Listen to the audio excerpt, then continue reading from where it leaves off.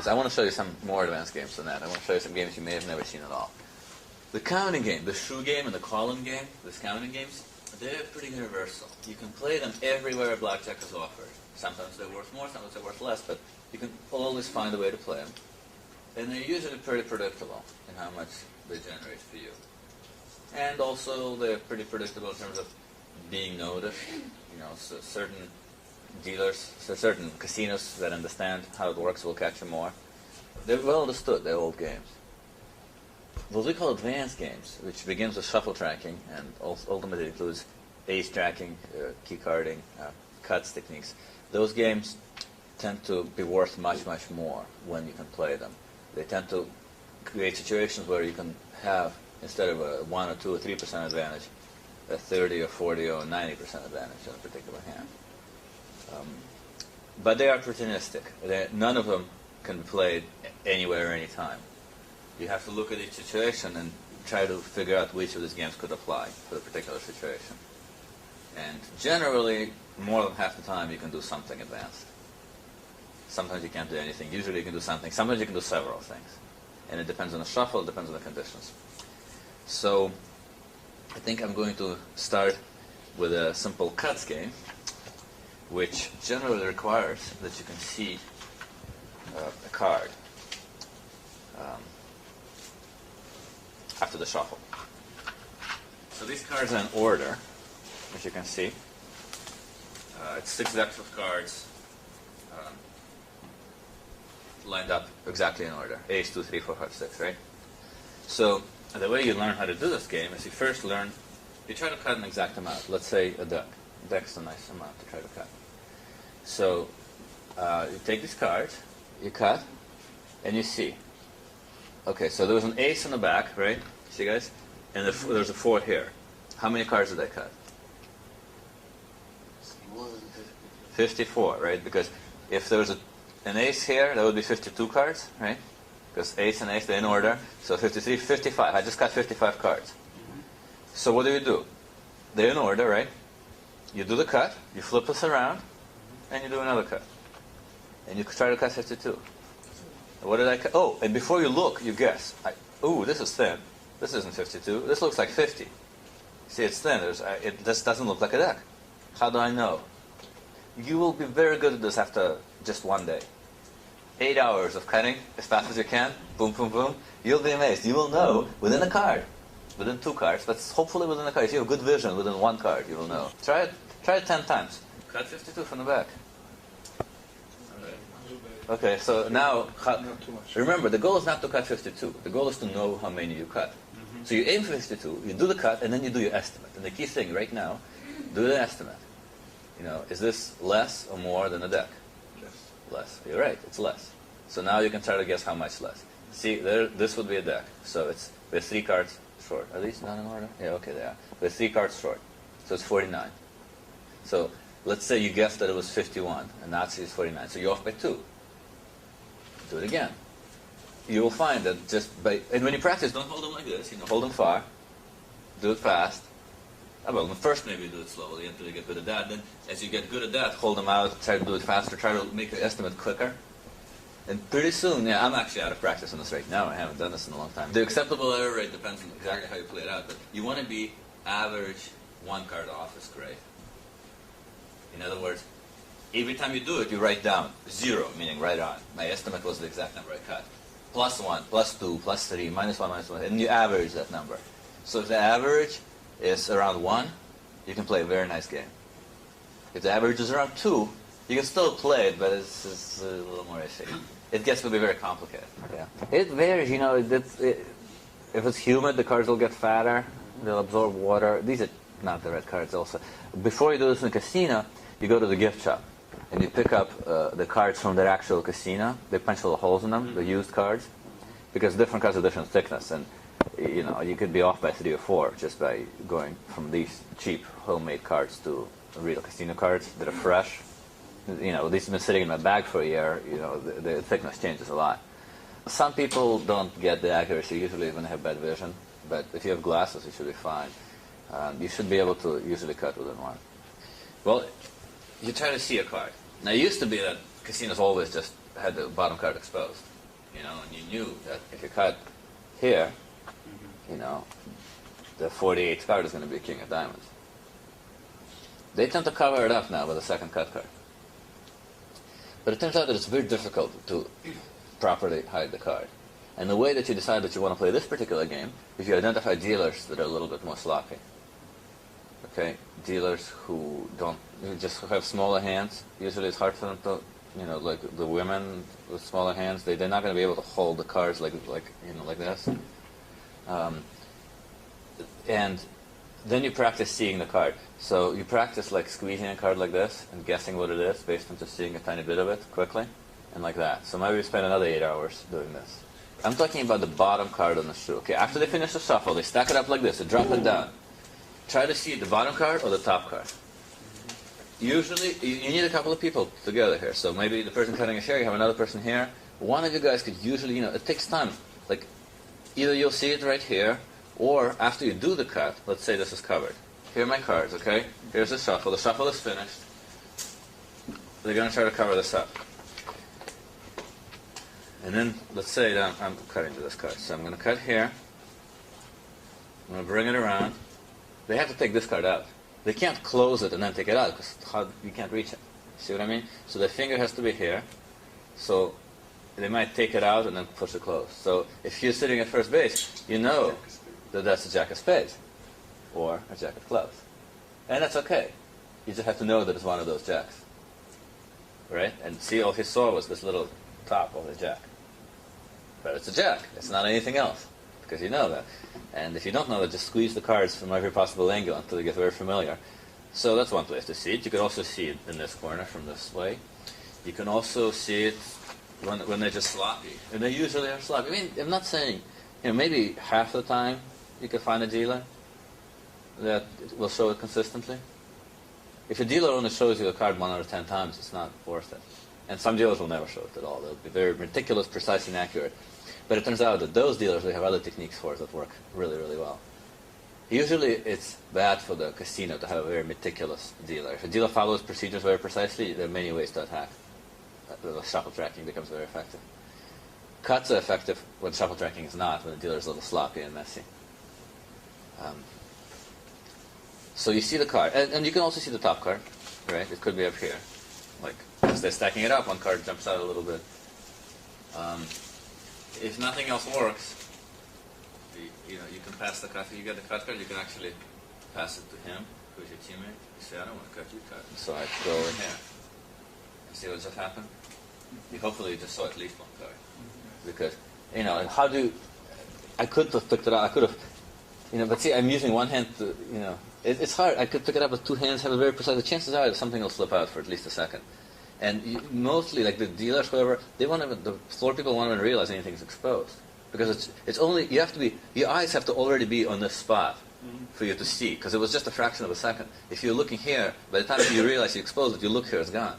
But if you're already looking at the right corner, and you anticipate the way in which he'll expose the card, you're probably going to see that there's a 4 hearts here, or whatever.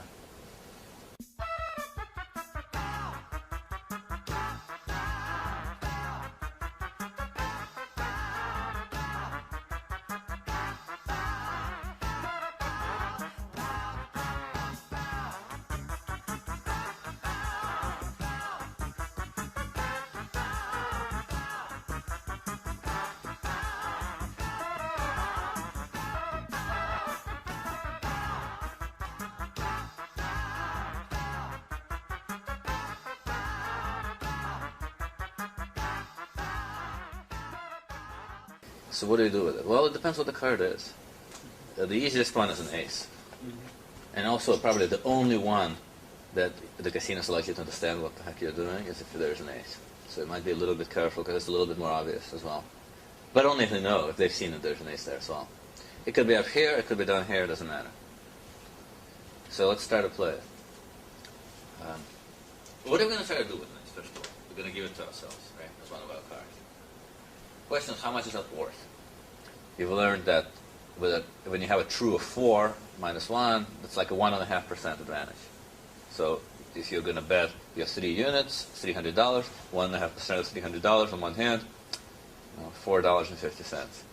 So when you get that true or false situation, it's going to happen, every half an hour, every hour, every 2 hours you're going to get that. You're going to expect in each one of those $300 bets to make $4.50, and hopefully it'll add up to $100 an hour or something. But what if you know that you have an ace coming? What is your percent advantage? That's right. So, on the hand that's going to get an ace, your expectation is 51% of your bet. Not 1.5%, not, 51%. It's a whole other ballgame. You can play an entire shoe, varying your bet, betting up to $1,000 a hand, and you're still not going to make anywhere near the amount you make by one time putting out table max, 2,000, or whatever the max is, and getting an ace as one of your two cards. Okay? So you're not going to win every time. You might still get an ace 4, but on average, 50% of the money that you bet in that hand is your expectation. And you get to the long term very quickly. To test it, you can test it yourself. You can just keep an ace here and just deal cards and play blackjack, but always keep the ace. And write down what you win. You'll find that after half an hour, you're going to be ahead by very close to half of the total number of bets. It doesn't take a million hands to get to the long term. It's very quick. It converges very quick. Anyway, so let's try to play this ace. Let's say that we have these cards, and we saw that there's an ace in the bottom, and we did a cut. And we try to cut 52. And hopefully we're actually going to be accurate, right? But here we're not going to be accurate because we couldn't calibrate. We're not, like I said, the cards, whatever. But we're still going to try to play and see what happens. So I guess we can make an estimate. We can say, how many is that? Is that more than 52? No, more. Okay, so let's say 54. Whatever, we don't know. Let's just try to play it. And what happens, happens. We'll play it as 54. Or maybe it's more, I don't know. This one could be 56. Let's try 56. Okay? Ace of diamonds. So how do you do it? What do you do? Well, you want to have at least two people. And hopefully you can play 3 hands each. And if you can only play 2 hands each, you probably want 3 people doing this together. They don't all have to know exactly what's going on, but you do need the bodies at the table. You don't really want random people at your table here. You kind of want to have your own table. You can have one random person and hope you can still get the ace. You're going to be more likely to get it if you're by yourself. So we can go to, let's say, 6 spots at whatever minimum you're comfortable playing. And now you say they're going to burn some spots. If they burn cards, you just count it. So they said it's 56, right? So now it's 55. If they burn 3 cards, it's going to be 53. Okay? You can see the burn cards, but it doesn't affect it. If you're going to count, you can ask to see it just to have your count be a little more accurate. Getting the count of that extra burn card is like increasing the penetration by 1 card. It's the same thing. That's only 1 card, but you might as well grab it. Get all the info you can. And then you just play. But one of you might be counting, and the second person is counting down. The countdown is 55. The count is -1 because it's an ace. The countdown is 55. I wouldn't recommend doing both. Just since there's 2 of you anyway, you might as well, not get confused and each do a separate thing. Okay, so let's play 6 hands. So now what's the countdown now? It was 55. And what do you subtract? You subtract, 6 hands plus a dealer, 7 hands, 14. You subtract 14 for 6 hands. So 41. So you're at 41 right now. And now you play basic. 40, right? 39, 38, 37. Don't count this one because you already counted it. 36, 35. Okay? So just keep doing it. Same thing, 6 hands. And still play basic. So 21, 20, 19, 18, 17, right? 16, 15, 14. Okay? So now what do? Now you probably only play 3 hands. Or 4 hands. 3 or 4 hands. You want to control. See, what you're doing now is you're manipulating the entire outcome. You're steering the card. So all these hands, the purpose of these hands is to control what happens. So you go to 4 hands, and now you really, on this round, hopefully some of these hands are really small bets. Okay? So what's really effective is if it's like the big player and his girlfriend at the table, for instance. So the girlfriend might reach into the same stack, and she'll play below the minimum. They'll almost always let the girlfriend of a big player play below. Like if you're playing above the minimum, you're playing 500 minimum. So it's a $100 minimum table. You're going to play 500 on one hand, and she's going to play 325 with your money, and they're not going to complain because they'll see that it's all your money, and you're playing 500, and they like you. So this is how you're probably going to actually play this. Okay? I would not recommend pretending that you don't know each other and doing this game, coordinating, secretly signaling. That would be you have to be a very good actor to get away with that. It would be pretty blatant. We could try it. We've done it. But much easier is to just be obviously together. And, and the reason this has to be small is because you might have to start playing badly in this round. Okay? Because the most important thing is to get the ace where you want it. Okay? So, see, this is what I mean. You're going to double this. So now the number is only 3. So I'm almost tempted to stand the rest of these hands. You see what I'm saying? Maybe you double one more. If you double one more, there's a good chance you're going to pull the ace out. See what I'm saying? So if it's $100, you probably double this. And if it comes out, it comes out. But you're betting 500, you're going to bet 5,000 in the next round, if you can do it. So if you can get away with it, if you don't think it's going to look too weird, stand all these hands. Surrender this, whatever. 15, well, let's just say, 19, whatever. Depends how it goes. So what's the number now? It was 4, 3, 2, 1. So the very next card is expected to be the ace. You sort of aim it so the ace is above here. You can be, if it came out early, like, if you got this one early, if it was 55 cards, it would come out right here. And it might have come out, I just dealt it, so it didn't, but it could have come out here, and then it's over. Mm-hmm. What happened? Well, we made a little basic mistake on a $25 bet. We put out 500 for no reason. What's the penalty? Well, 0.5% of this, 20% of this, $25, which is about the same as whatever. We lost $50. Try and get it in the middle. We do it again. We're not going to get it every time. Sometimes it's going to come out early. Sometimes you're going to think you cut 56 and you actually cut 53 and it's early. But right now, if it's 56, it's going to be the very next card. So this is $5,000. Okay? You see? This is the $5,000. This here, the next one, another $5,000. Because it could be, 56 or 57. And it could even be 58. It could be, hold on, no, it could be 50. Could it be 58? You ask yourself, well, I did this cut. Is there any way it could be 58? Yeah, I've been off by 2 before. In a casino, it was kind of, fast. It could be 58. But there's no way it could be 63. It's impossible, because you're pretty good at this, okay? So that's why your girlfriend has to play 3 hands, okay? Because in case you're wrong and it's 59 or 60, it doesn't go to the dealer, it goes to her. Anyway, so there it is. So what happened? You put out 3 hands. Here you took your 0.5% or your 1% penalty for putting it out for no reason. You take variance. But here you just made 50%. You made a couple of $1,000, just like that. You might lose this hand. And in fact, this is not a positive hand, and they say it against the 10. But the number of times, obviously you're going to get blackjacks 4 or 13 times. You could be 1 off, you could be 2 off, you make lots of money. If you're 1 early, in this case, you don't make anything. And the important thing is that even if you're 2 or 3 late, it doesn't go to the dealer. Okay? Because if it goes to the dealer, it's 37% of each one of these hands. It's kind of a lot. In expectation. Okay? It's ace, 10, it's a hit, 16 against the 10, well, depending on the count. For 16 against the 10, if there's no 5s on the table, it's actually always okay to hit the hand, even if the count is positive and the strategy says to stand. It's only play like that, actually. For every other play, you have to go with the count, but for 16 against the 10, it's so close, and the 5s are so critical that just the presence of 5s on a full table of 6 hands is more indicative than the count is for how to play the hand. So it's just a little rule that you can have.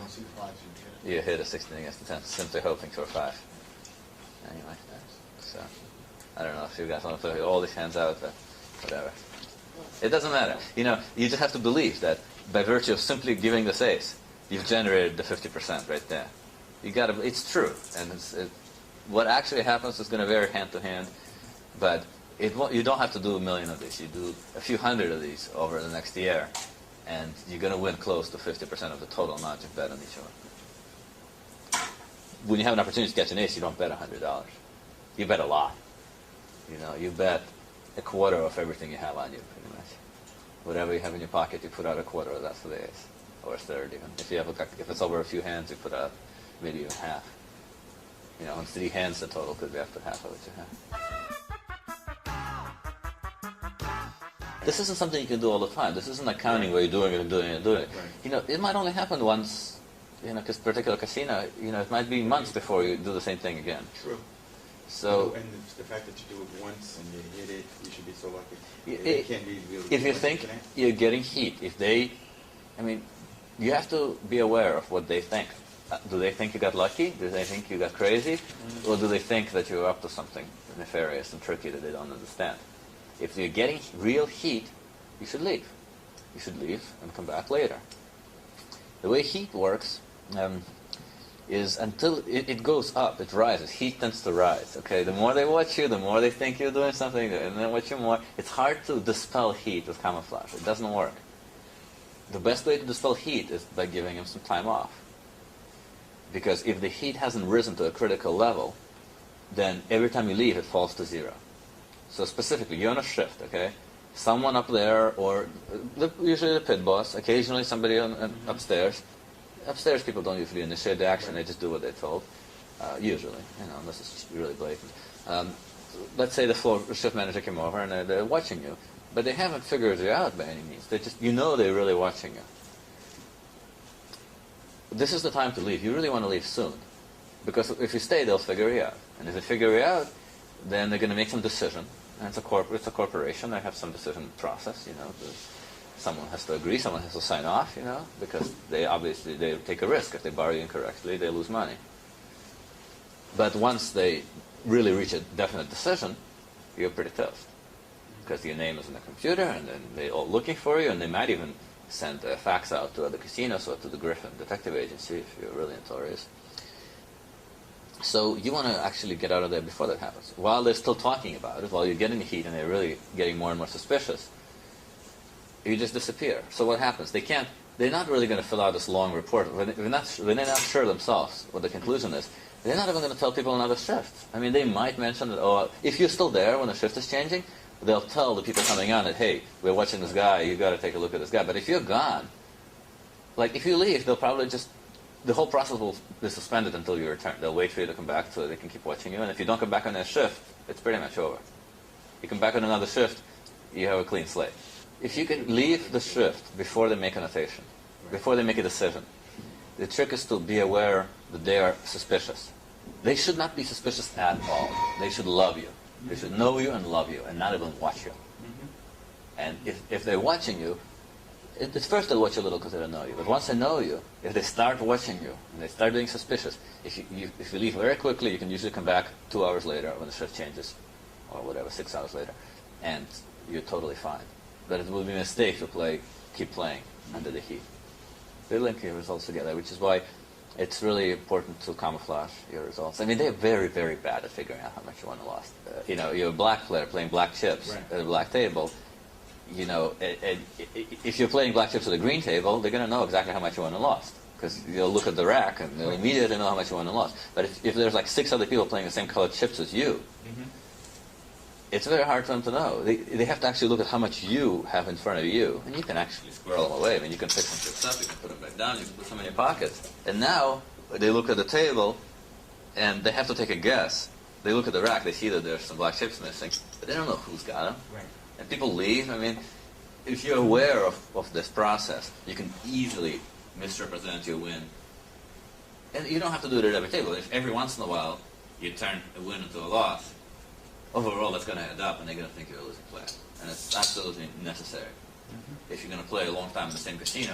Unfortunately for us, we were so well known after a while, we never got that far. We'd get thrown out before this even happened. But earlier on, when you have a better reputation, and hopefully you can maintain it for a long time, you really want them to think that you lose. You get more comps and you get less heat. And hopefully you get to this point that you're very well known, that everyone upstairs knows exactly who you are, and they just don't watch. They will not. They can't. I mean, they have to decide who to watch and what to do, and there's a psychology to it.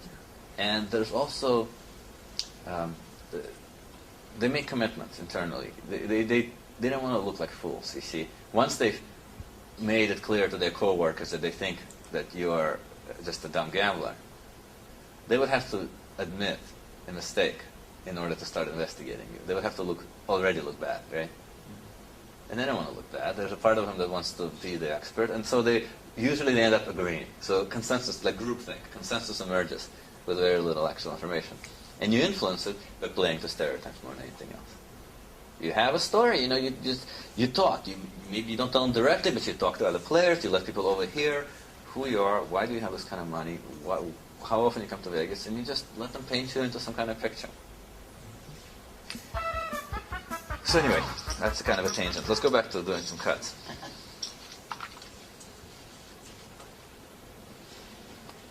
So you saw what we did for an ace. We played several rounds.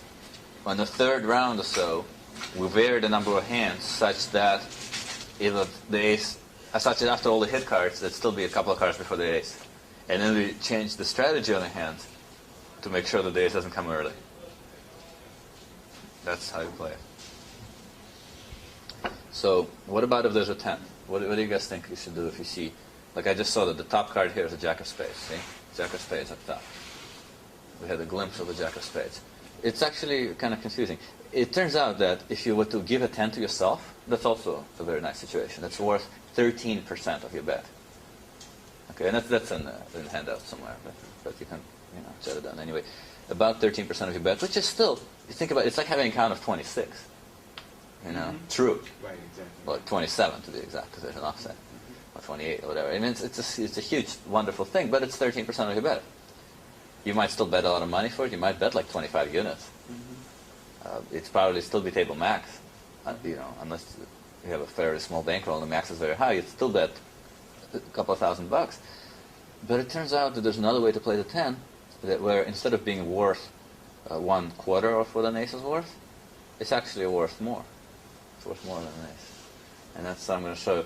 We call it the JP tense based on this character, who was Mr. M in the History Channel movie.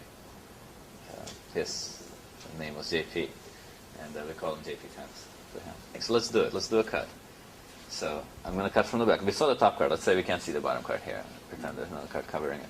But we saw the top card, and we're going to try to do a cut. I don't know. Again, we're not super rated, but this doesn't require total precision either. Let's say it's 52. Let's say it's 53. Now, it was the top card. The Jack of Spades was the top card, so we have to add one. Okay, because there's going to be one extra card. Okay, so we're saying 53, 54. So let's call it 54, maybe a little less.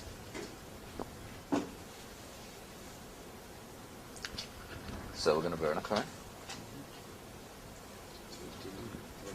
Call it 53, maybe a little less. You and your girlfriend, or your imaginary girlfriend or buddy or whatever, have to switch seats here. And in fact, since there's a lot more tens in a suit than aces, the person betting the money is going to sit on third base. And the helper spotter person betting less is going to sit on first, normally. And only for the aces do you swap around. Okay? So, we could start with about 5 hands here. Again, you're going to play one of, as little as you can get away with, probably. This person has to put out some reasonably sized chips just for act. Maybe not, maybe it's a black. Maybe it's 2 hands of black and 3 hands of green, something like that. It's going to look something like that.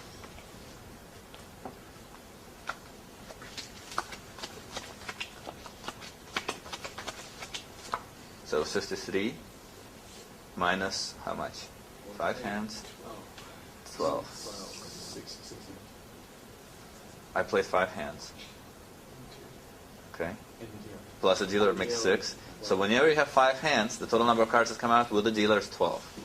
Okay? So 53 minus 12, 41. So we have 41, play basic. 40, nice hit. Stand, right? Another nice hit, 39, 38, 37. Okay.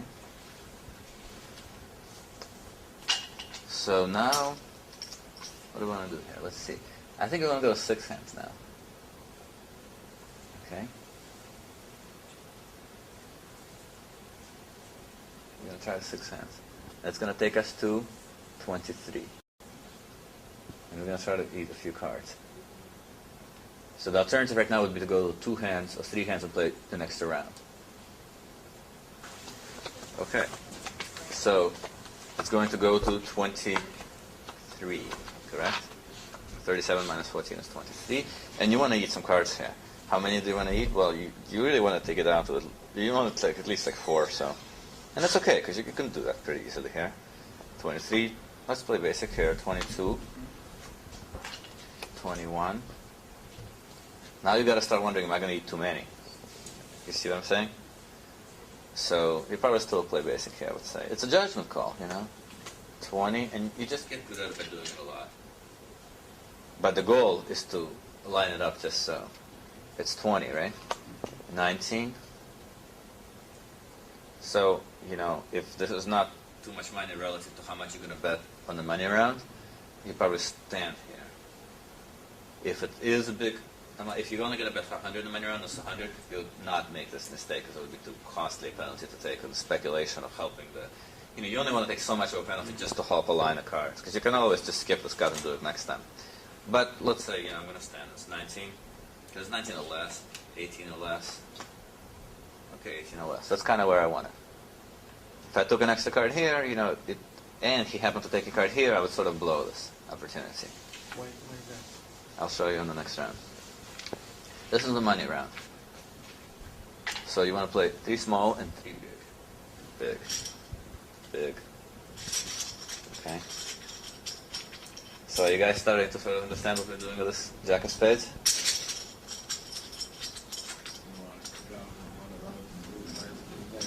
No. No, we don't. The number is 17 and 18. We're going to take 14 cards out. What are we trying to do with this 10? Because we want to help all the hands on one of them. That's where the big advantage comes from.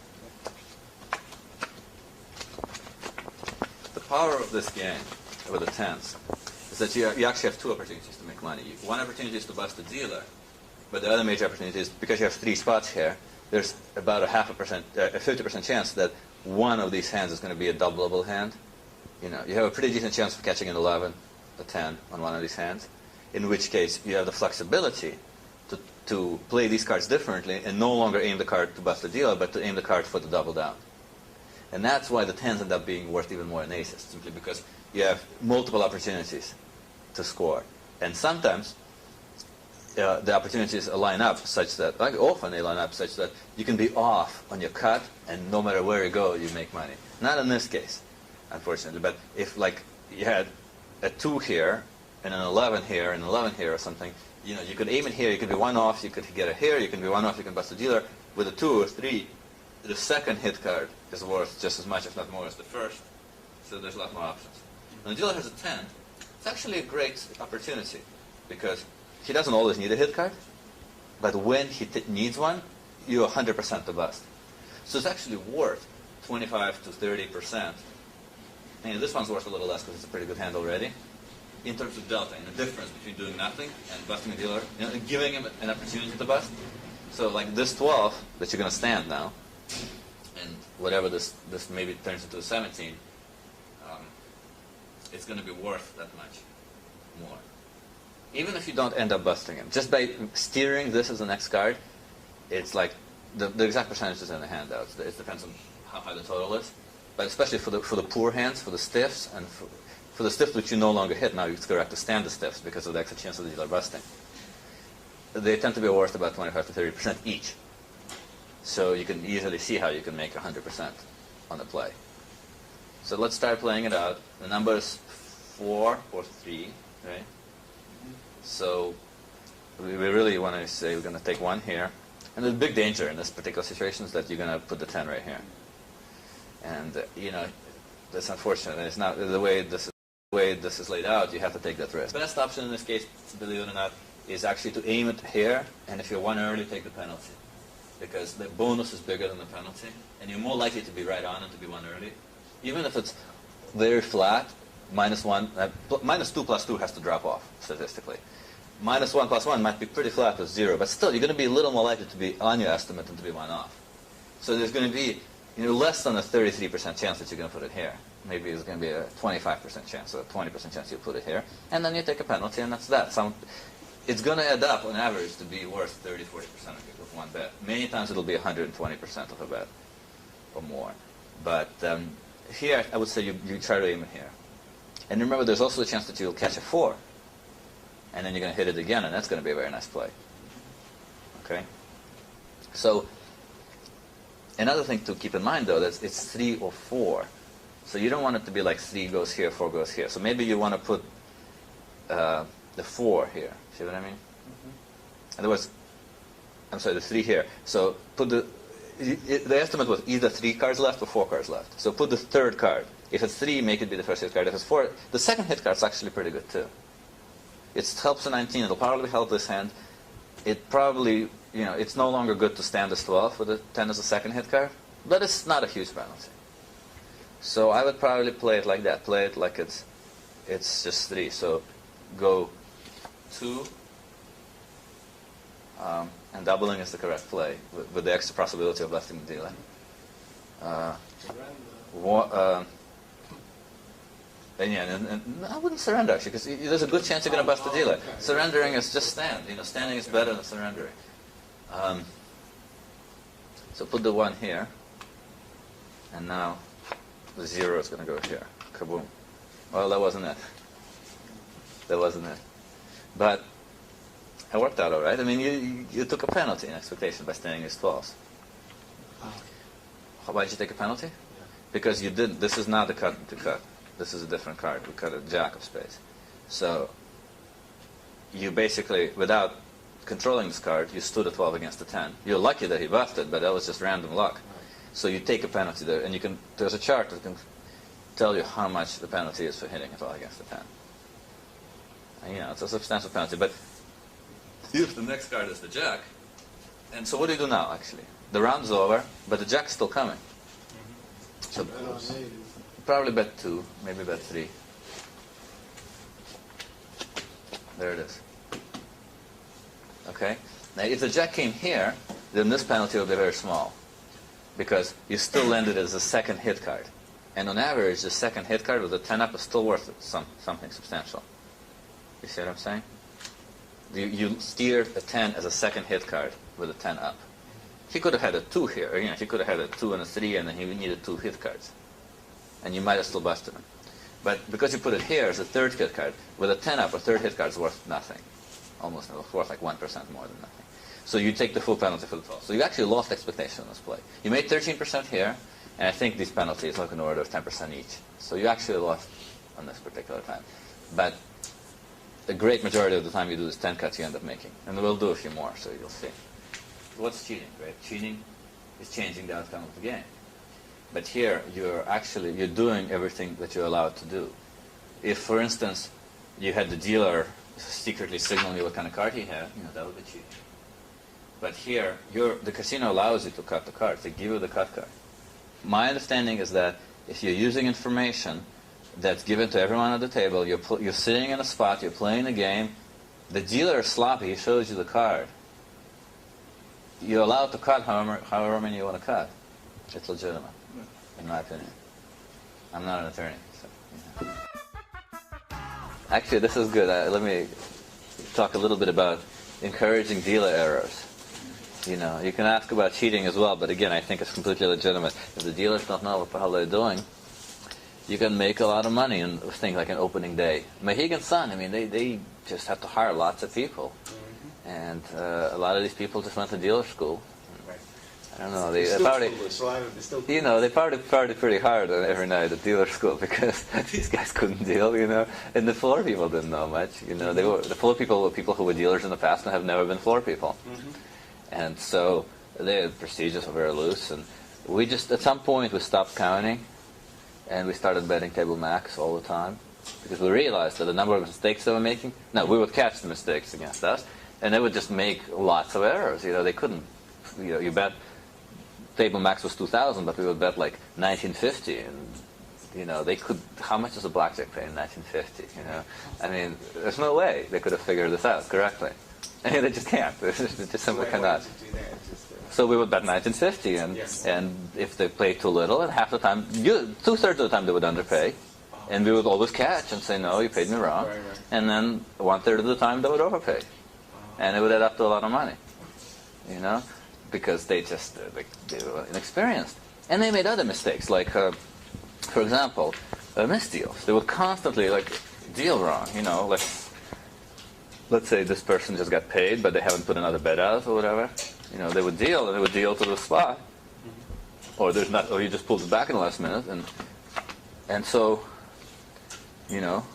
what do you do now? Actually, let them keep dealing. Let them keep going until they catch their mistake. That's the first thing you should do. But let's say they keep going. Let's say, oops, they're like, floor. I guess should I just burn this card? This is where you pipe up, okay? And, if it's against the 2, well, you got to know. 9 against the 2, do you want it? 4 against the 2. And so if you like it, then you tell them to burn a card. And if you don't like it, then you insist that they let you out of the hand. And they will, in fact. If they make any kind of mistake, even though theoretically the mistake doesn't affect you, if they have any kind of procedural error, usually they have to let you have the opportunity to get out of the hand. Yeah, but generally they never make something to favor you. Yeah, but they will, if they do something wrong already, and you say, you screwed up, this was supposed to be my card, it's all wrong, move the card, just let me out of here. They will let you out. Yeah. At the Mohegan Sun on opening day, we were a little bit more aggressive than that. This happened, they frequently misdealt, they frequently did some error, some procedural mistake, and we would say, well, sorry, that's a mistake, you got to pay the table. Pay the table! And they did. Because you screwed up, I would have won, maybe pay the table. Saying that does not make them like you, because you're messing with them, right? They have procedure, you're making them look like a fool, right? They don't like you. But does it help or hurt your act? Does it help you act? Does it make them think that you're a card counter? I don't think so. They don't want to lose. It makes them think that you're a jerk, but that's okay in this case. Within limits, you might. Lose for sure, and they say just this. Yeah. So I've done similar things. You have to be reasonable, I think. But you can use your discretion. But yeah, encouraging dealer mistakes is good. Betting odd amounts. But if you're going to bet odd amounts, then know how much blackjack pays, know how much surrender pays. Memorize a few odd amounts within your betting range, and only bet those exact odd amounts. Because it's very hard to actually calculate. And when you get a mispay, if you're not prepared, you're going to hesitate. You're going to know that the amount is wrong, but you won't know if it's too high or too low. You have to recount it. Anytime you hesitate, without a doubt, they will double check too. When the floorman decides, the floorman's supposed to check every payoff, right? They're supposed to check every odd payout. When you color up, they're supposed to check. What they're usually looking for is whether anyone is unsure. They can see the dealer is not sure, they can see you're not sure, they're going to actually check everything.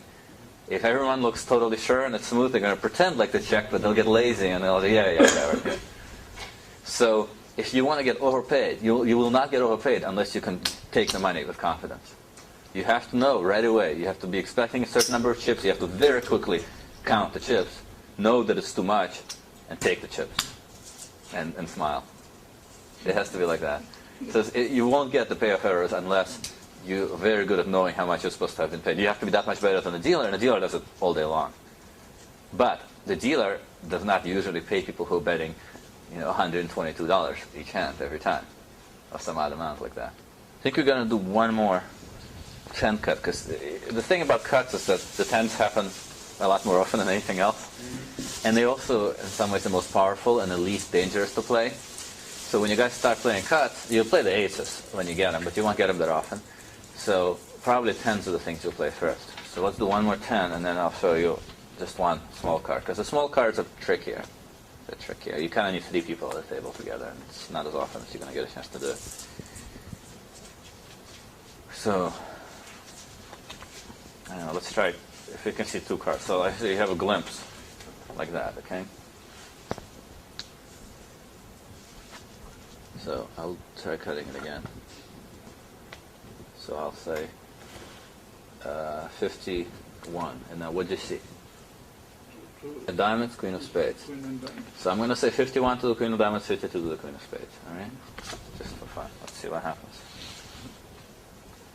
Yeah, we'll try one of these guys. So 50 to the first queen.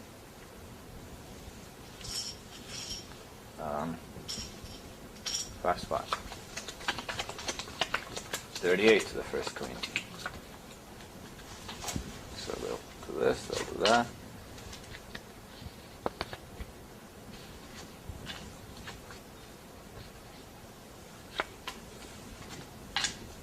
Let's say surrender. 35 to the first queen.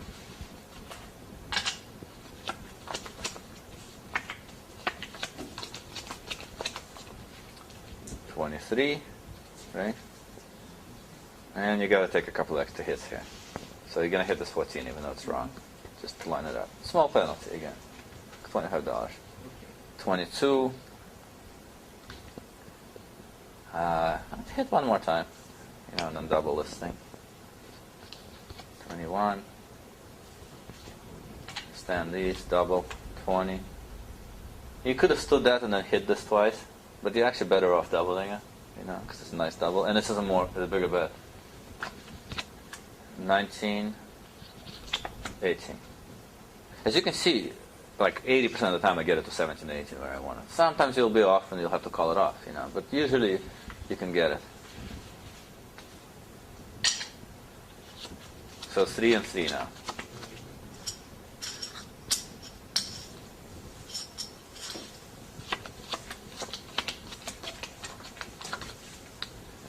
Okay, so what do you do? How do you think? First, you look at this, you look at these. You're looking for 11s, right? Not a lot of those.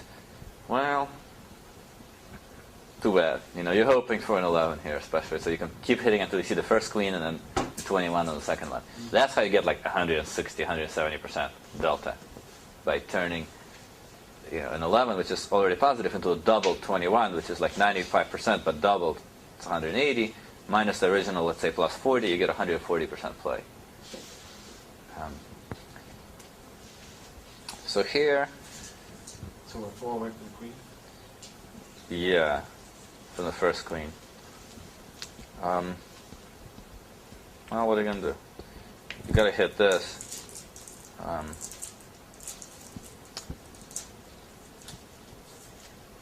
You'll probably, you could double it. It's not a great double.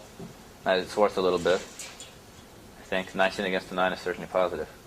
So, you might as well double it.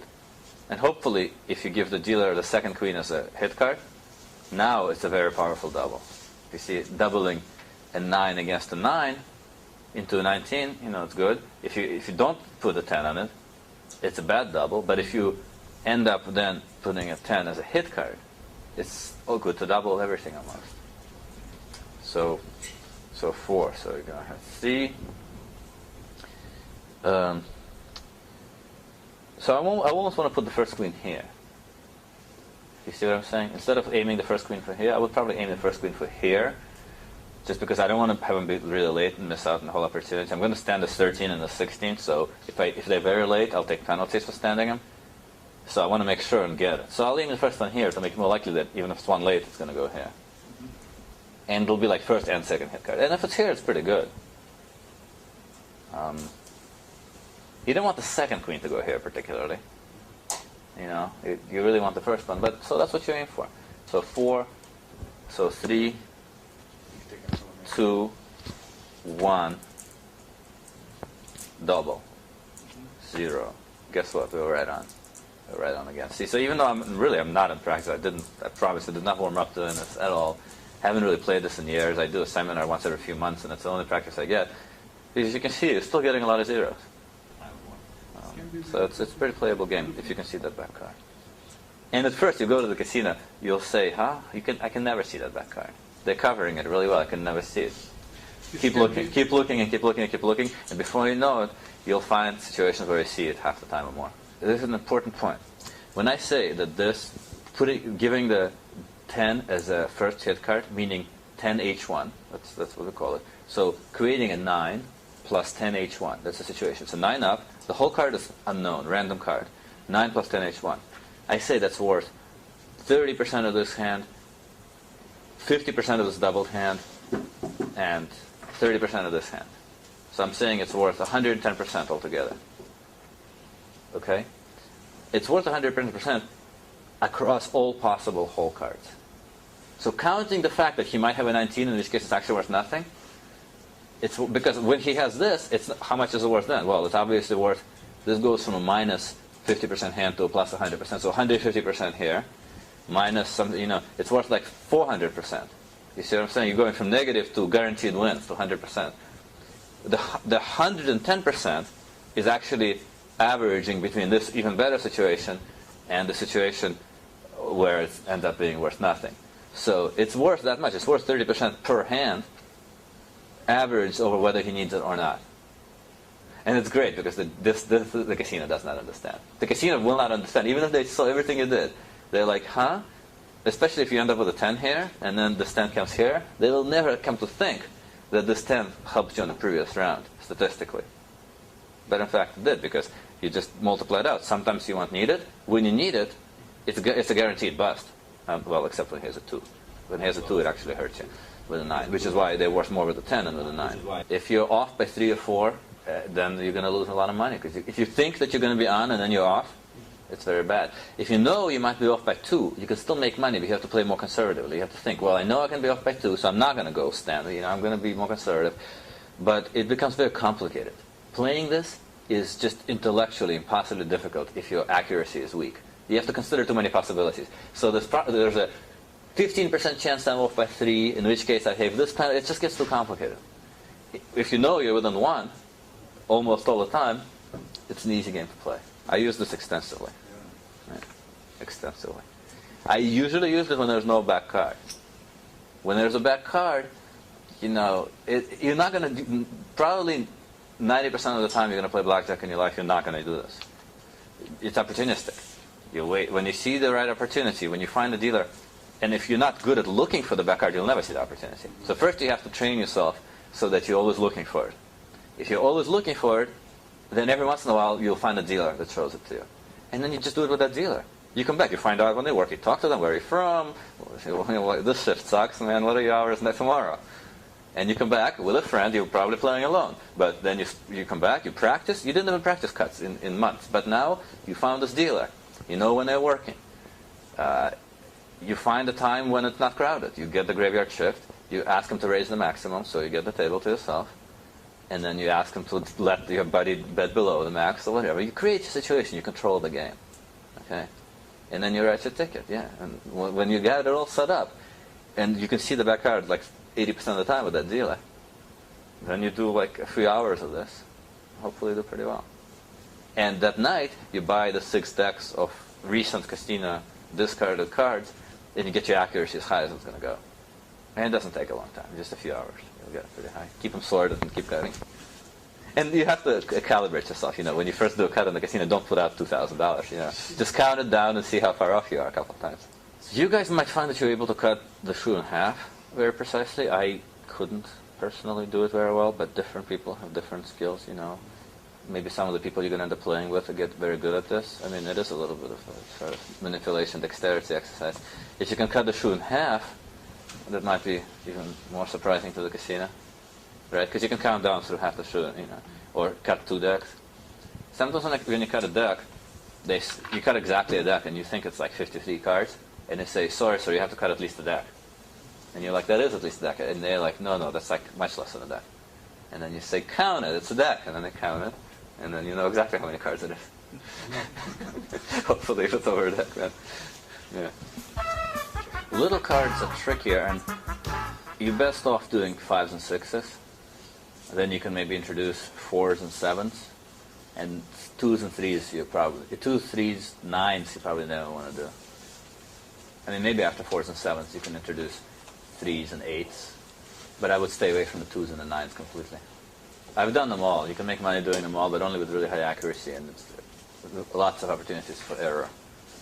So, at first, only do the 10s. If If you're comfortable with tens and you have good accuracy, try fives and sixes as well. But theoretically, any card can be to great advantage if you play it perfectly. Just practically speaking, little cards are harder, and also little cards, fives and sixes are the safest.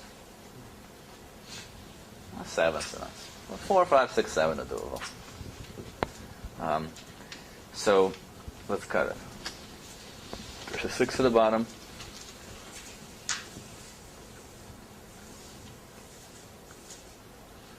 So I just cut off about a deck, 6 of diamonds. I don't know, a deck.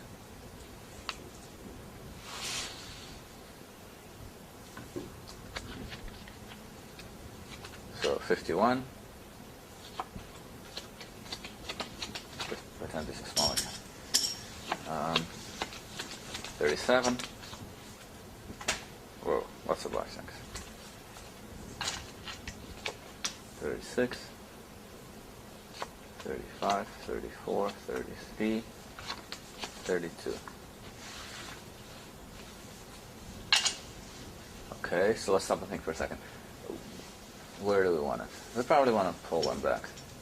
32 and 6 would make it down to 18. We don't want to go to 18 anymore. We want to go down to 14. Okay. Yeah. So we can actually play 6. Let's start playing 6. Now, why do we want to go to 14? Because with 6 hands, 14 will put it in the hole. Right? With 6 hands, 14 will put it in the hole. And it's a little card, so we don't want to bust the deal with it. That's not going to help us anyway. We want to put it in the hole. And unfortunately, to put it in the hole, you have to be right on. You can't be one off. And that's the problem with little cards. So, 18, right? It was 22? I mean, this is 32, so it's 18.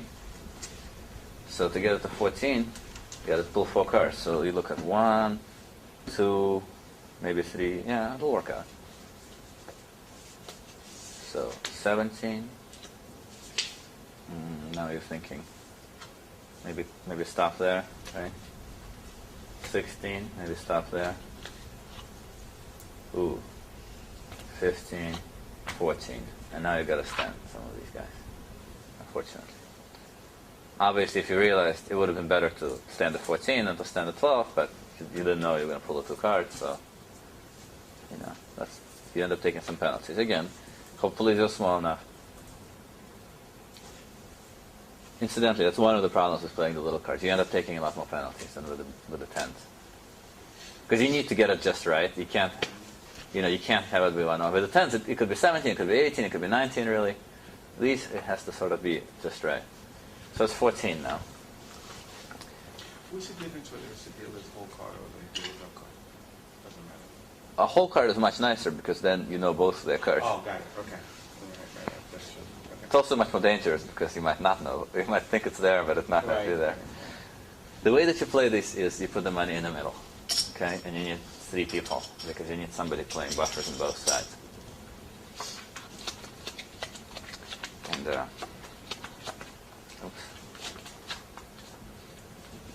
interestingly enough, yeah. See, so this is why it's dangerous, right? Well, how do you think about it? First of all, the first thing you do is you actually look here.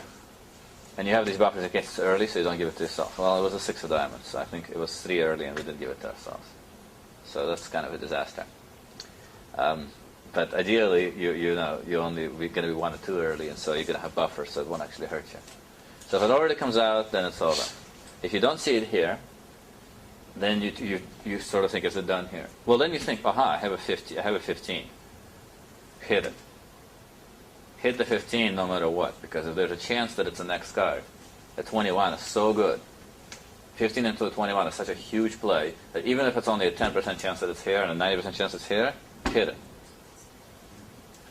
Well, you would double down normally.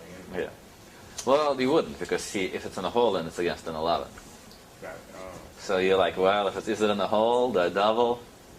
In this case, usually the rule of thumb is very simple. If you can make a 21, double. Any soft hand and hit any hard hand, no matter what. It depends on the exact probability of it being here versus here. In this case, it already came out, but you might think that this is a different 6 of diamonds. You might think like, there's 6 different 6 of diamonds in the shoe, and You know, 3 off. I don't think I was 3 off.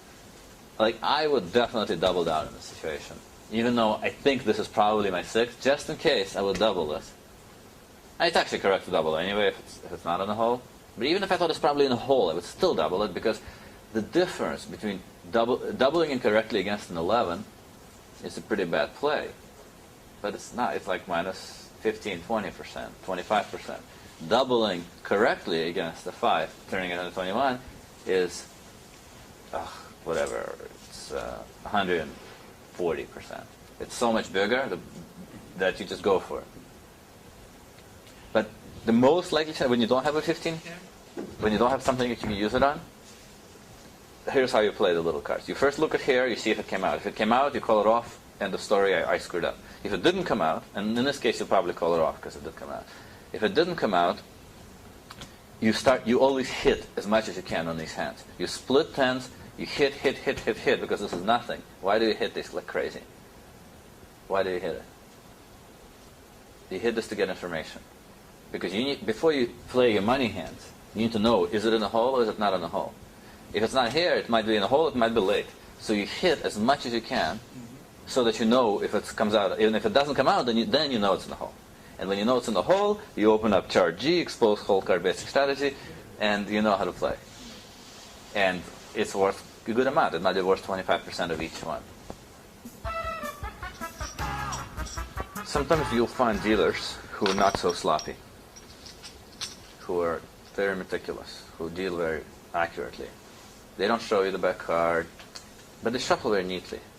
They're older men, their hands are large, and it's easy for them to shuffle in such a way that the cards fall perfectly together. And they've been dealing for decades. And without meaning to, their shuffles are perfectly interleaved. Okay? This, until very recently, has been completely unpublished as well, but just a few weeks ago, a book that came out on the subject, ACE, sequencing and key carding. That's what we're going to do now. So you find a dealer that shuffles neatly. And then you hope that the shuffle is such that cards don't get stripped and moved around too much, but simply get riffed twice. At least some cards in a shuffle get riffed only twice. And I'll show you how to find places in the shuffle where that happens. Most often it's going to be in the very first round. Now, in the round of 6 hands, half the time you're going to get an ace as one of those 6 hands. So what we're going to do is we're going to try to memorize that ace. In this case, here's the blackjack at the bottom. So the jack of hearts, ace of hearts. Okay? So in my mind, it's a heart hat, because I have a name for each of these cards. There's a chart what the names are.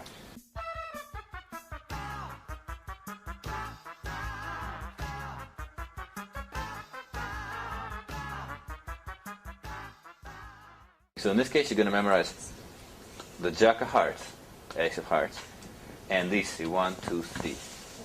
Because the cards get picked up the exact same way in every casino in the world. You might have not realized it, but the cards are always picked up after this is played out, and stand, whatever, and you can start memorizing right now. Well, you can't actually, you can start memorizing these guys.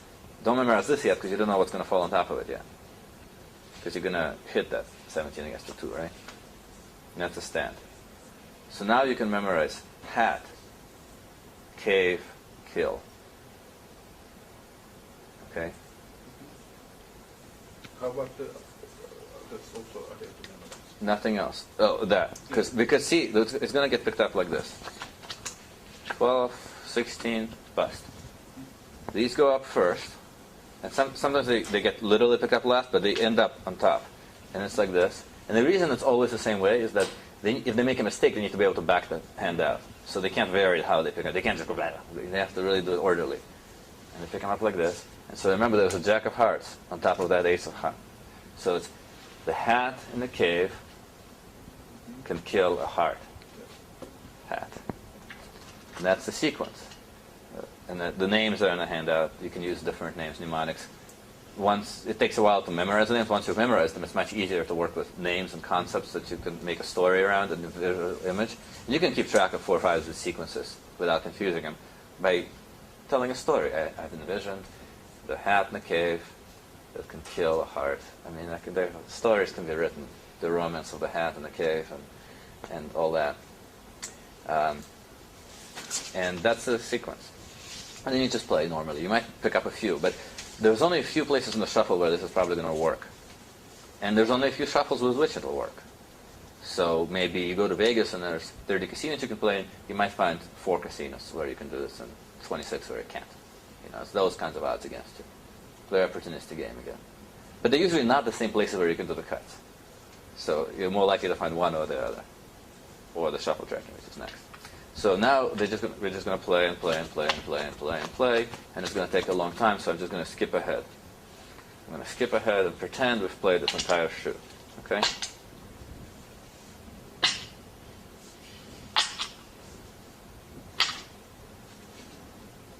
So now the cut card came out, and so there's some unplayed cards. What do they do with these? Well, it varies a lot, from shuffle to shuffle. But most often, these days, they might throw them on top, which is good, which means you can probably pick it up in more places. They might stick them in 3 different places. If they put them on the very bottom, this is not going to be so good for you. But they might, usually, most often, they put them in like 3 different places in the middle. Okay? This particular, the place we pick up the sequence assumes that they're not going to put any on the bottom. So the sequence is still on the bottom.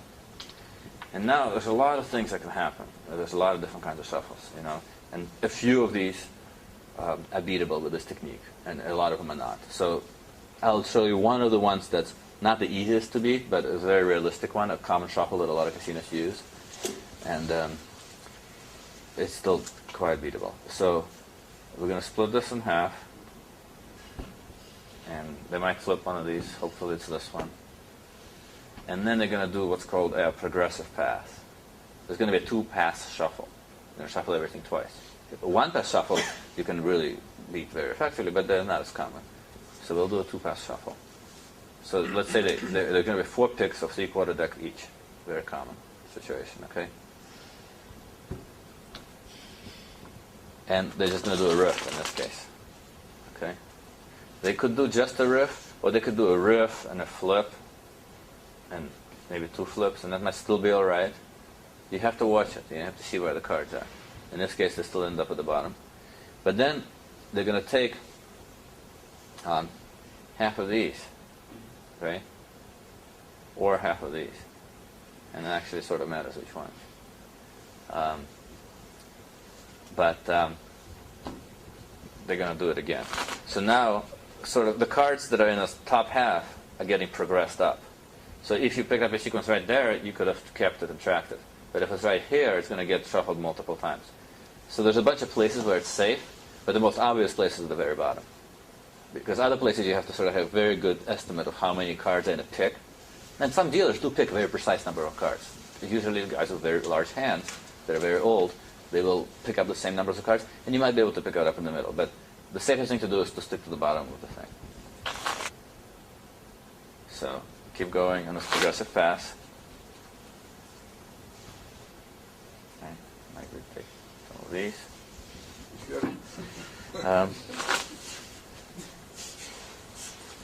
So, and also as you can see, I'm a terrible shuffler because I never have worked as a dealer. And you can't do this with someone who went to dealer school last week. This only works with really old dealers who, without meaning to, do the perfect riffs. And they're there. There's a lot of them. In every casino that's not a Mohegan Sun opening day, you're going to find maybe 20-30% of all the dealers fit this characteristic. They're just guys who are very, very accurate without even noticing it. Because what's important is that here, there's a perfect riffle, like this. But, I mean, they're not going to do it like that. They're going to do it very quickly. But I just can't deal that well, so I'm going to set it up. But at the end, it's going to be like this. See?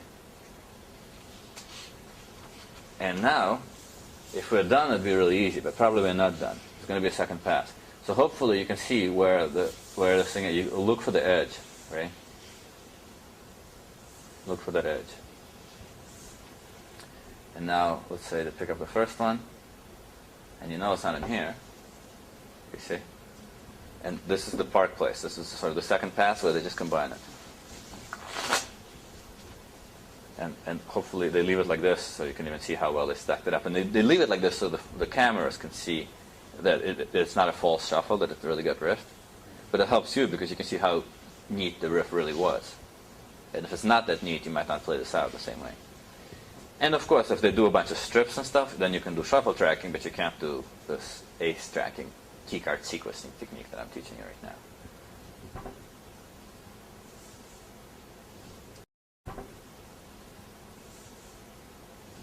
So, they're at the bottom of this, right? So once again, I'm going to try to do a fairly neat and accurate riff, but not as neat. I'm dropping 2 cards at a time occasionally here, just to be more realistic. And it's still close to the bottom of this, right? Now these will go with this. This will go with this.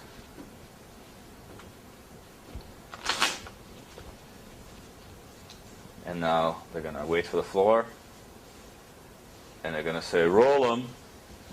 Right? And they're going to... So this is where you try to... Do you remember where they are? Anybody know where they are? Can you point to them? Yeah. There they are. But that's the last place you're going to cut. I know. Right. That's where they are. And you have to kind of memorize the spot with your eyes, because once they roll them, it's going to be harder. The crease is going to be gone. So this is where you really want to have an accurate deck estimate, okay? It's a deck and 3/4 from the bottom. It's right here. So where do you want to cut? You want to cut in front of them. Okay? That's enough. Half a deck in front. Make sure you have the cut card. You know, if you're having trouble getting the cut card when you want it, something's seriously wrong. You got to be controlling the table. You got to be controlling the game. Now, insist on it. So now, pick up another one. It's the first round. Pick up another sequence if you can. But we won't now because it's too confusing. Ace, okay. When you're trying to have the cards come out, you want to play the number of cards equal to the number of key cards that you haven't seen yet. You memorized 4 key cards before the ace, so play 4 hands, okay? Uh-oh. Could it be coming already? Hat, 8. 8, cave, 6 is missing. 6? What's Yes. 6? The 1, 6. It's 5 o'clock. I don't remember any 6s. 6. 5. 5. Hat, cave, kill, heart. Yeah, that's right. And the kill is the 5 of clubs, yeah. Yeah. So, could be it, could be a coincidence. How's the spacing? Ace, 1, 2, 3. The spacing is perfect. I thought I cut half a deck before, yeah, you know, but it's spread into... It was originally 5 cards, plus maybe there was a card or two around it. 5 cards. After the first riff, it's 10 cards. After the second riff, it's 20 cards. And I cut about half a deck in front of it. 20. I actually, you know, I think I was a little too aggressive. I should have cut a whole deck in front of it. You see? Because we're cutting it. We almost cut off the top. Okay? So, I stand corrected. With 2 riffs, cut a full deck in front of it to be safe. So you don't cut it off. So it may be coming right away. Usually you play for a while and then it starts coming. Hat, cave, kill. 5 of clubs. Well, so keep in mind that there may be a 5 of clubs coming pretty soon. 9. Ooh. 14.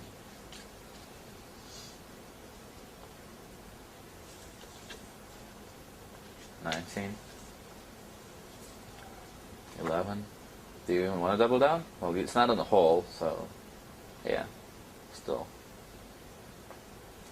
17.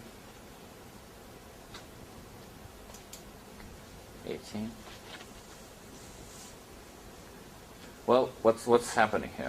The next card's probably going to be a Jack of Hearts, right? Jack of Hearts, 1, 2, 3, Ace of Hearts. If you can play 6 spots, I would go for it. And I would try to put 2 money hands out, one for the Jack and one for the Ace. So I might do like just 1 money hand for the Jack. I mean, if it's right on, they'll get it. If it's 1 off, it won't. But 1, 2, and then money, money, money for the Ace. See what I mean? This has the risk that if it's a little late, it'll go to the dealer. But it's probably still worth going for. Ideally, you pull a bunch of cards out and you put the expect Ace here. But here you have the nice possibility of catching 2, the 10 and the Ace. And if it's 1 off in each direction, you'll get it. If there's a 7th spot, you definitely put out a buffer or something. But if there's not, you know, I'd still go for it. understanding that it may go to the dealer.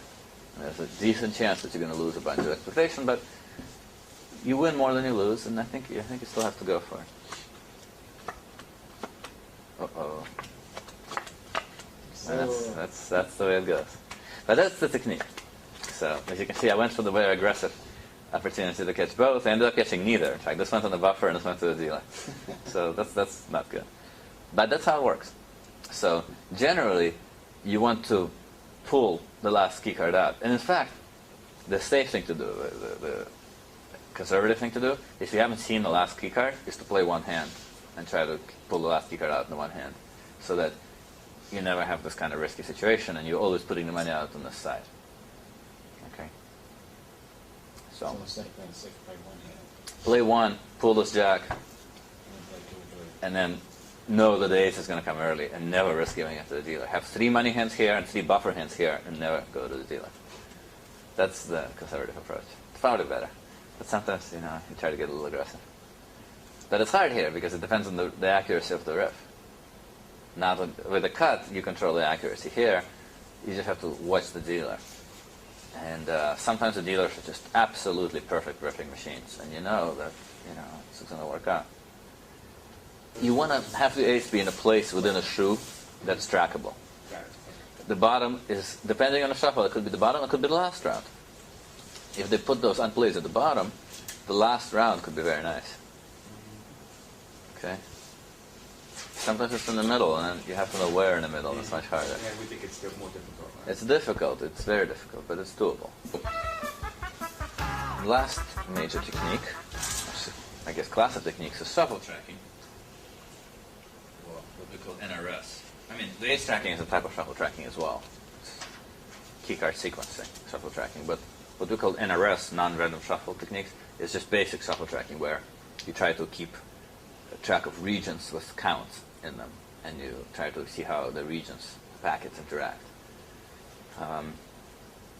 So you can do 2 basic kinds of NRS, which is positive and negative. And there's a number of shuffles in which they might work. Most shuffles, you can do some kind of NRS. It's hard to design a human shuffle that's completely impossible to shuffle track. The machines, of course, are much harder. And with the machines, you have to really understand how a particular machine works. And I personally haven't been able to do that. I haven't done that. I know some people have in the past. But you beat a machine and then they change the machine a little bit, and it's hard again. So let's just do a little bit of basic counting again. So let's put out small bets and see if you guys still remember how to count.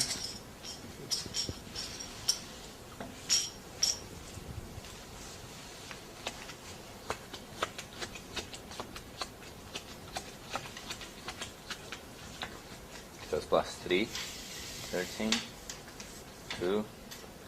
Stack this up a little bit.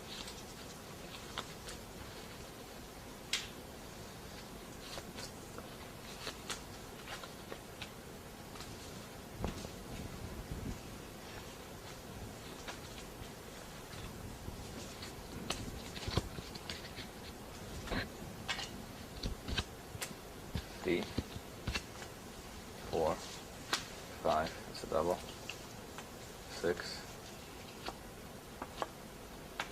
7, 21, 8, 7.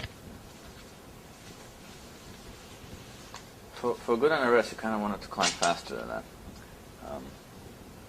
But it's something. We can start with the weak one. See, these things are powerful when you have large count swings in particular parts of the shoe. So the times you're really tempted to do it is when you get like a plus 15 or minus 12 or something. Here you have a plus 7 in the first half a deck, I want to say. Plus 7, right? Plus 7 in the first half a deck. So note that with chips or whatever, like note that the first half a deck is plus 7, and then watch another round, see what happens. Aha, it's going up a little higher. 8, 9, 10. Let me just level it up a little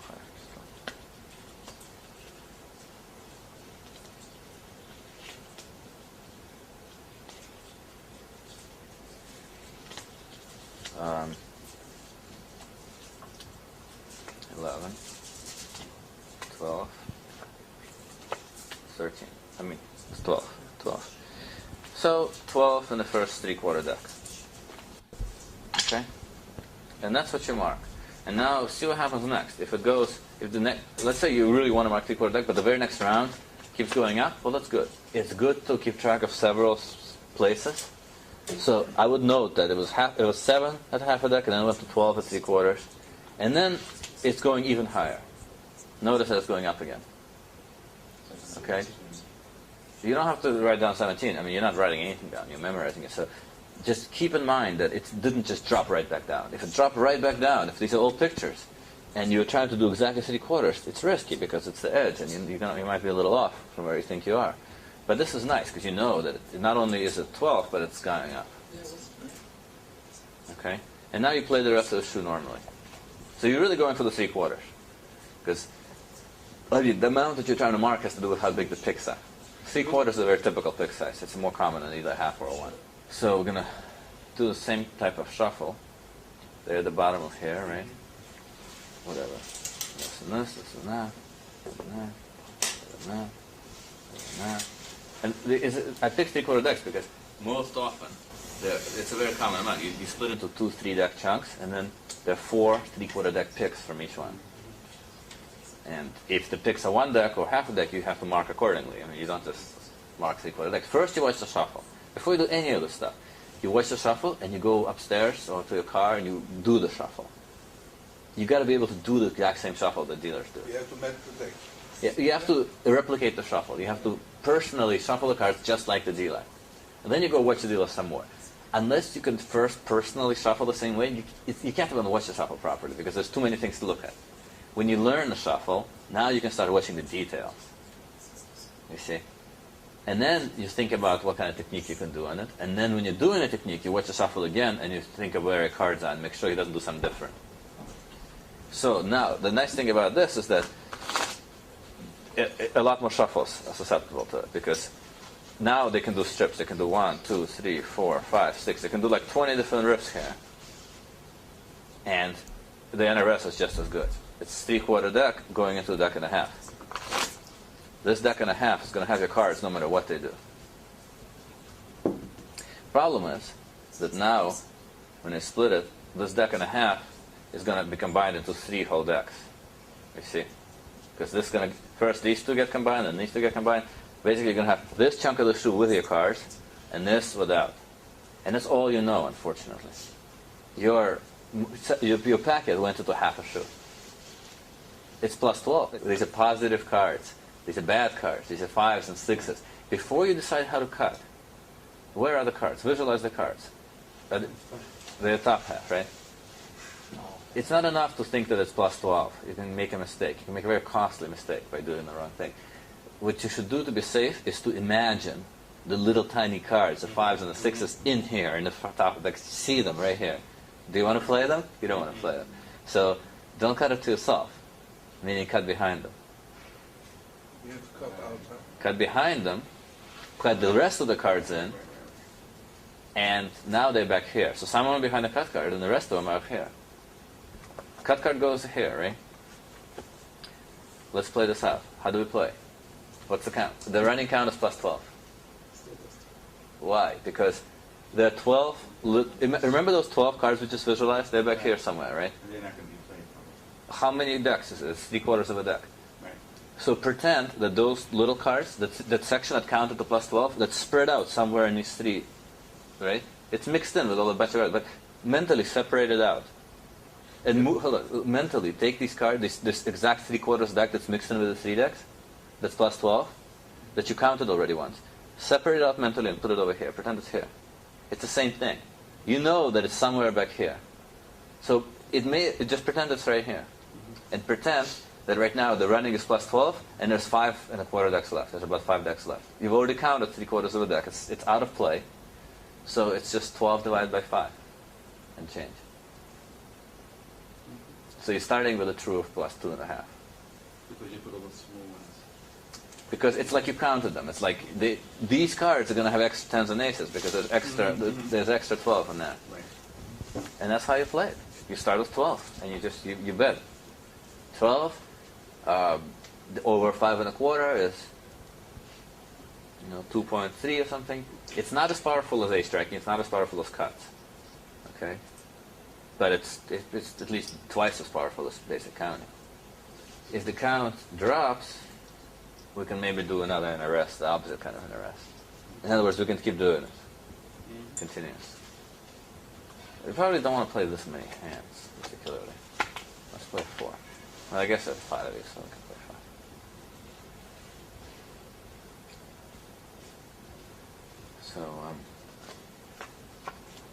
So just count from 12. 12, 10 on a blackjack. So it's still 10. Okay. 9.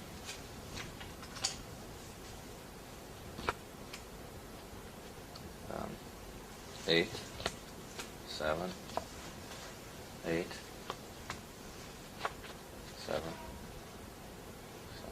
7. But now it's 7, so you can still 7 over 5. You can still maybe bet a little bit, depending on what the minimum is. You might still bet more. Half a unit, it might still be more than the minimum. It might not be. So let's just play these 5 hands.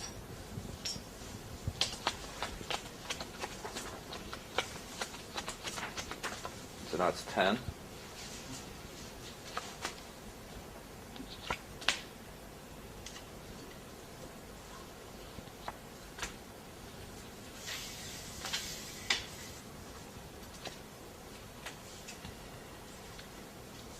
Eleven, down. 19, 12. 12. Too many.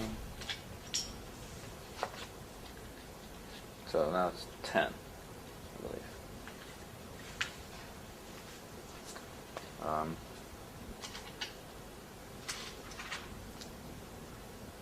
Can you mark anything for the next one? It's -2. Because it went from 12 to 10, so it's -2. So it's not big enough to mark. But if it changed radically in either direction, you would mark it again and do this for next time. Okay? And you can mark the top, you can mark the last round. Sometimes you can mark the unplayed cards if they keep them all together. You can mark all kinds of places. Watch the shuffle, figure out what you can mark.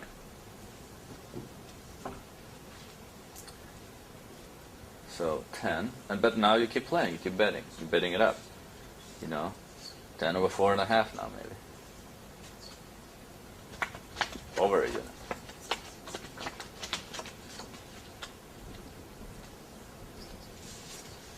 Now it's 6.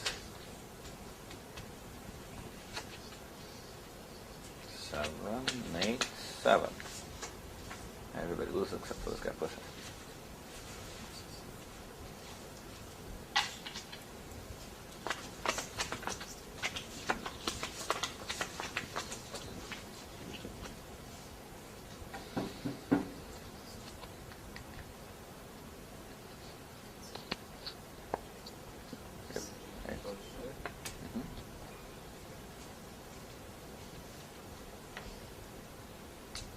If you know there's a number for doubling down, and it's high enough, you might double down. And if they're watching you from the beginning of the shoe, now they think you're making a mistake. Yeah. Even if they're counting. Right?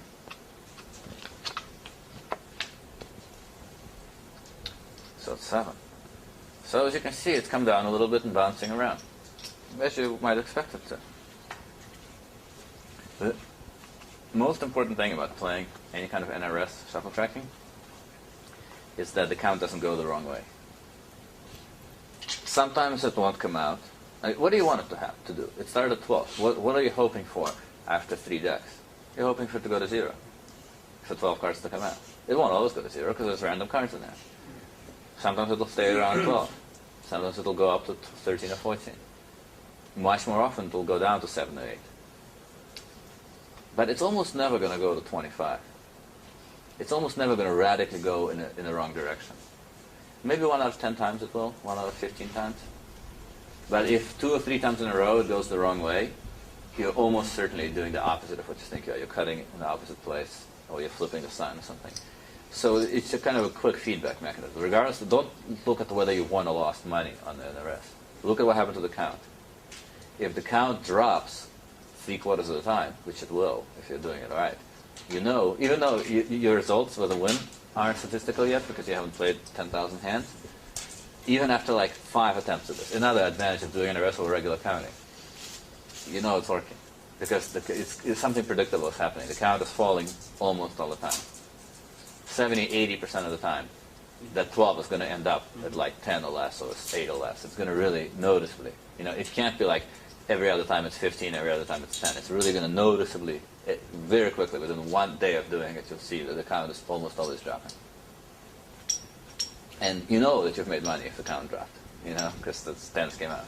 It's better than having a high count and betting it up, and maybe the cards are behind a cut card, maybe they come out. Here, they'll usually come out. We're approaching the end.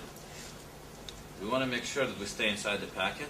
If you play this many hands, your hands are in the packet, but the dealer's head cards might be outside the packet. So the count is 9 for you, but it's -3 for the dealer's head cards. So that's why you want to maybe just do one more round. And, well, it didn't come down, but it came down a little, right? 15, 14, 10. Bust. So it's still 9. So, well, you start with 12, it's 9. 3 came out. That's pretty normal. And now this time you might want to just cut back. You have to decrement. Meaning you start with 12. Now it's over. Now there's no more trick. Because now the best predictor of what's left is simply what's here. You see? So now the count is no longer 9. It's going directly to -3. You decrement. You subtract the 12 that you started with, you got to subtract it back out. And now you just divide by 3 again. You lose that extra thing. It's over. Usually you want to leave with a true -1 or so. If you have a true -1, it's time to go. So right now it's only minus running 1, so I might stick around a little more.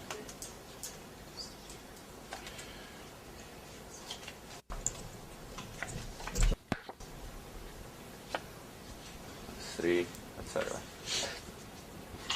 So nothing too exciting happened, but we played it out. And it's still, we might still not actually be totally out of it. It might still come out a little bit more is what I'm looking for here. But even if it doesn't, it's like I said, it doesn't always come all the way down. But it's almost always going to come down somewhat. Okay. It's a weak NRS. It's not, you mixed only 3/4 with 2 1/4 decks of random cards. So of course there's going to be a large random factor. But even with the random factor, it's rarely going to go up very much. Because, inserting 3/4 of a deck, like +12, into an otherwise random 2 1/4, biases it very strongly towards being a negative thing overall. That's a positive NRS. It's the safer of the 2 types of NRS.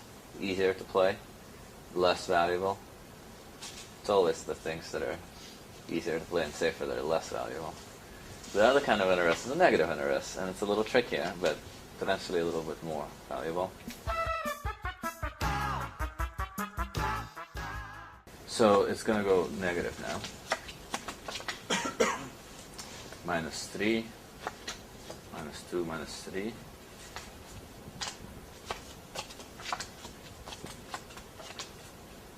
-5, -7, -8.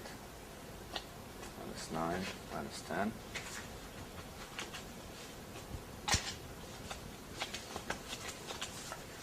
-15, -14, -13. So that's about half a deck. That's actually a third of a deck. -13 is half a deck. It's less than, one more round is going to be half a deck. So still -13. Oops.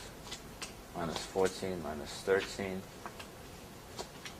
-14, -15, 16, -14, -13. So -13 all around from a third to 3/4. It's very constant -13.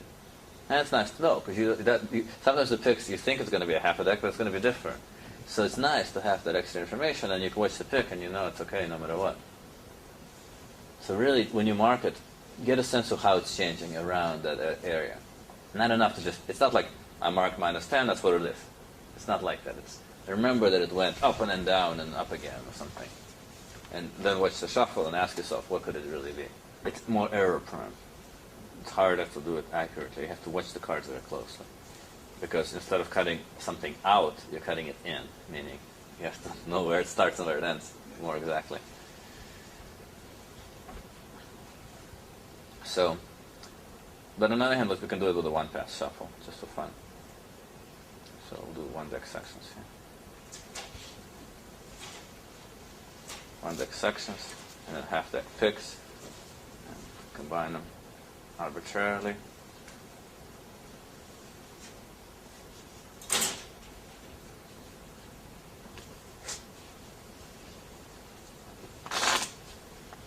But they might do a lot of riffing and stuff.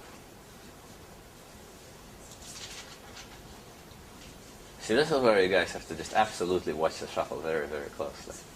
Okay? And you have to have the same estimate skills as with doing a cut. You just need to know how many cards this is and how many cards this is. You just have to know that this is in fact like 50, 48 or whatever, 50. Because the cards are there, okay? And unlike with a positive, you just kind of cut the whole thing out, and you can err.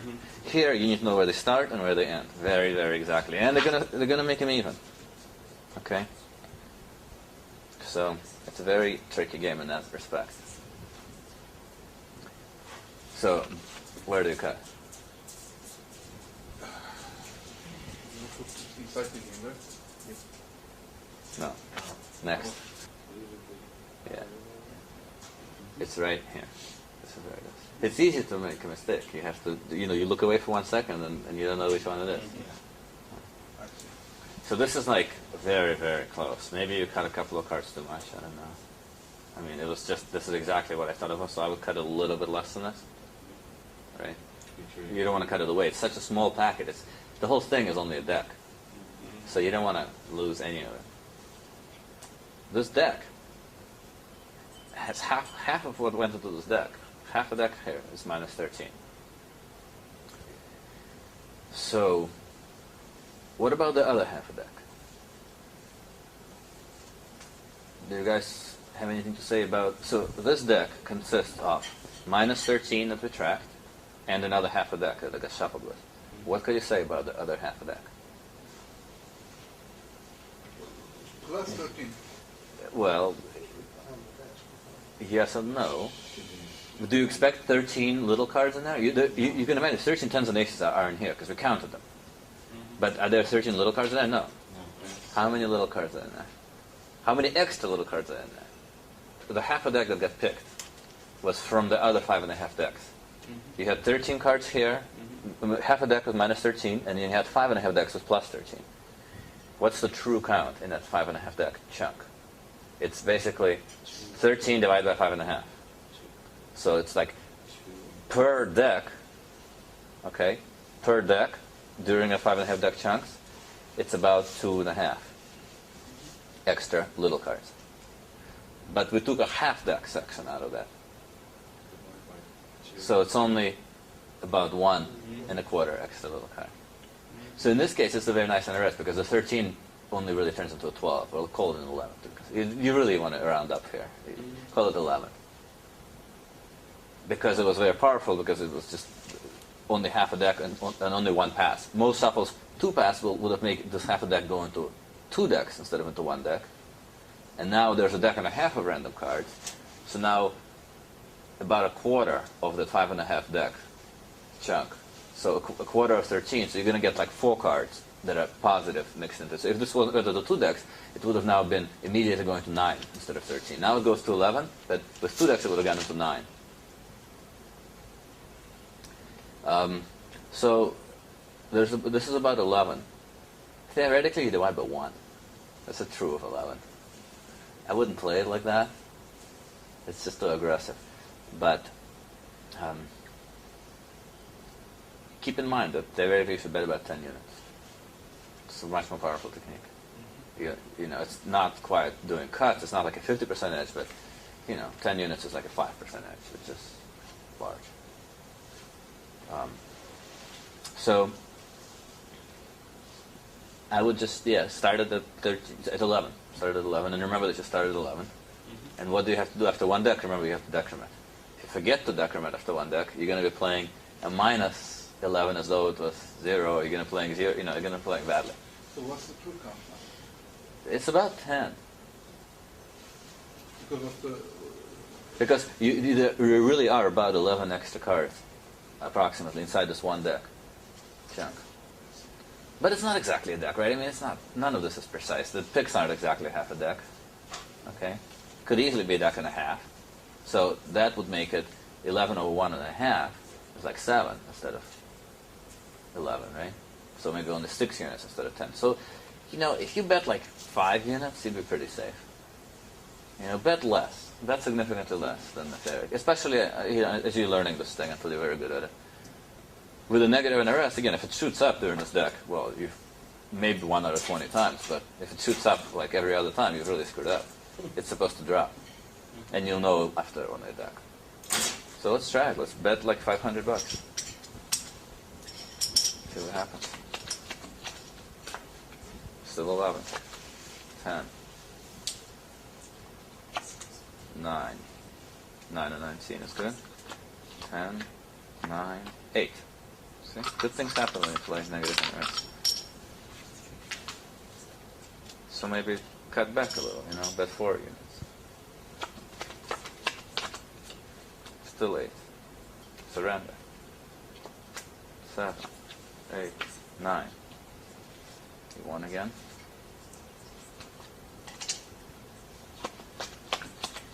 Insurance? What's the true count now? Well, first of all, it's 6. It's not 9. No, I was going to. Oh, you're going down, yeah. So it's now 6. 6. What is the true count? Well, it's at, what do you divide by right now? You'd be very comfortable dividing by a deck. You could maybe divide by a little under, like 0.8 deck. So you could say the true is 7. Call it 6. Call it 6. It's definitely insurable. Take insurance. Ta-da, you win insurance. So you win every bet here so far. It's 5. You're not always going to win, but you're going to win quite often on this kind of play. Because when it comes down that hard, that's a significant, 5% difference is noticeable pretty quickly. Well, but you can go easily a few months on losing trips doing this kind of play. Not noticeable like within a weekend, but quicker than basic counting. So what did they say it was 5? So it's now 4. It's 4. It's coming down. So you surrender that.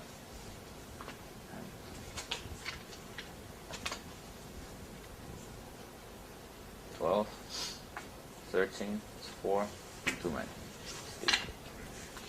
2. Well, now you kind of, you could put a little bit out now, but now you're splitting hairs. Don't split hairs. The count is 2, and there it is. Now it's -1. Now it all came out. Surrender, -2. Now you're done. I believe. You go home. Except, what just happened? From 13 to -2. Mark it again. Do it again. The nice thing about negative and RS is you can do it again, and again, and again. It's -2 now, so what do you do? Well, you probably stay because you want to do this again. It's nothing else. So bet 100 minimum and just play it out. -4, -5.